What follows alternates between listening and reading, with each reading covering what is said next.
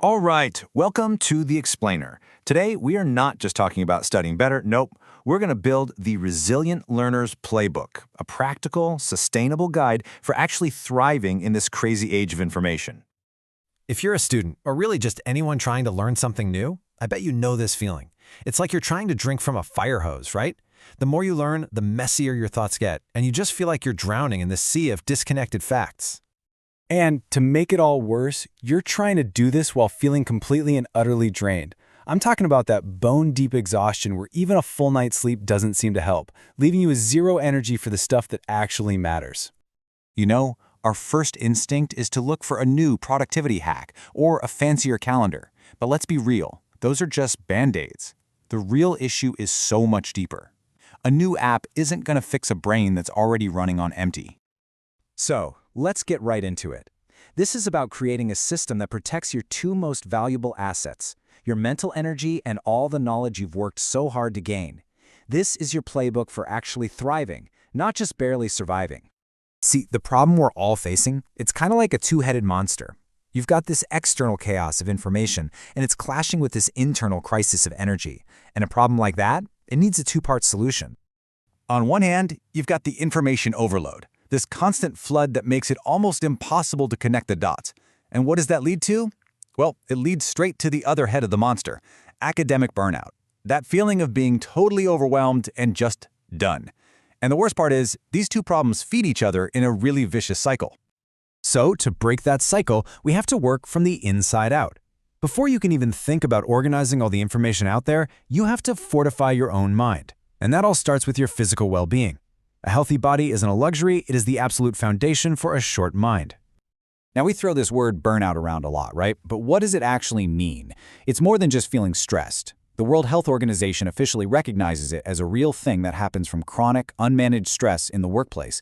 And let's face it, if you're a student, school is your workplace. Burnout isn't just one thing. It's really got three distinct signs. The first one, and probably the one we all recognize, is just this deep, profound exhaustion. It's that feeling where your energy reserves are totally empty, and you just can't seem to get them back. The second sign is this creeping sense of cynicism and detachment. It's when the subjects you used to love and find fascinating suddenly feel like a total drag. You start to feel disconnected, like you're just going through the motions. And finally, there's that nagging feeling of, well, just being ineffective. It's like you're spinning your wheels. You're putting in the hours, but you feel like you have absolutely nothing to show for it. And that just crushes your confidence and kicks off this downward spiral where you're not motivated, you get poor results, and you just feel worse. So what's the antidote? It all starts right here, by building a resilient foundation. And I really want to stress this. These are not nice-to-haves. They are absolute non-negotiables for your brain to function at its best. Quality sleep is when your brain literally repairs itself. Good food is the fuel for your cognitive engine. You simply cannot build a second brain if your first one is running on fumes. You know, we often beat ourselves up for procrastinating, calling it laziness. But a lot of the time, it's really just an emotional reaction to feeling completely overwhelmed by burnout. And that's where something like the 5-minute rule can be a total game changer. Just pick one tiny task you've been putting off and commit to just 5 minutes.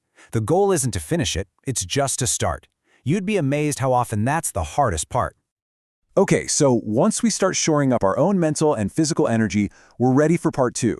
Now we can build the external system, our second brain, a place to offload all that mental weight of trying to remember and manage everything. This system is often called a second brain. I want you to think of this less like a dusty old library and more like an active partner in your thinking. It's a space that's designed to help you connect ideas, really process what you've learned, and come up with brand new insights. Okay, so when you're building this thing, you've basically got a fundamental choice to make. It really boils down to this. Do you organize it like a filing cabinet with rigid folders where everything has one single place? Or do you organize it more like an actual brain, a flexible, web-like network where one idea can connect to many others?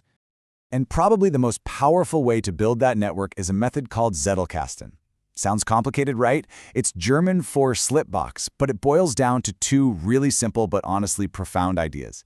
First, atomicity. Every note has only one single idea. This forces you to be super clear in your thinking. And second, connectivity. You actively link that new note to other notes you already have, building this incredible web of knowledge that starts to show you connections you never would have seen otherwise. In the actual workflow, it's beautiful in its simplicity. It's just a three-step dance. First, you capture your raw ideas and things you read into one inbox. Then, you process them. You rewrite them in your own words to make sure you really get it. And finally, you connect that new permanent note into your growing web of knowledge. All right, this is where the rubber meets the road. How do we actually merge these two big ideas, the resilient mind and the organized system, into something we can do every single day? Let's walk through what that looks like. Here's what a really powerful session looks like in practice. You schedule a block of time for deep work. You use a technique like the Pomodoro to work in short, focused sprints. As you work, you capture any ideas right into your second brain's inbox. And then, and this part is absolutely crucial, you take a real break. I'm talking step away from the screen, stretch, look out a window, whatever. Let your brain actually reset. When you start doing this consistently, you're not just tweaking your study habits. You are fundamentally flipping the script. You replace that vicious cycle of stress and burnout with a virtuous one, where a solid foundation of health leads to focused action, which builds organized knowledge, and that, in turn, leads to amazing creative output. So, when all is said and done, what are we really building here? What's the point of this whole playbook? Because it's not just about creating a static archive of facts you've learned. It's about something much more dynamic, something alive. The real endgame here is to build a system that becomes more than just a storage unit for facts. It becomes a partner, a place you can go to have a conversation with yourself, with your ideas, across time. It's where you don't just find answers, but where you discover new questions. What this playbook really does is shift you from just being a passive consumer of information to an active architect of your own understanding. So my challenge to you is this: don't wait for the perfect system or the perfect moment. Start small. Capture one interesting thought today, make one connection, and begin that lifelong conversation.